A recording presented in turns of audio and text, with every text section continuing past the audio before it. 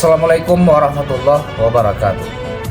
Saya penjabat Bupati Aceh Besar Muhammad Iswanto SSTP MM mengucapkan selamat dan sukses untuk penyelenggaraan seleksi kafilah MTQ Kabupaten Aceh Besar di tahun 2024 ini di Gedung Dekranasda Aceh Besar mulai tanggal 13 sampai dengan 16 Desember 2024.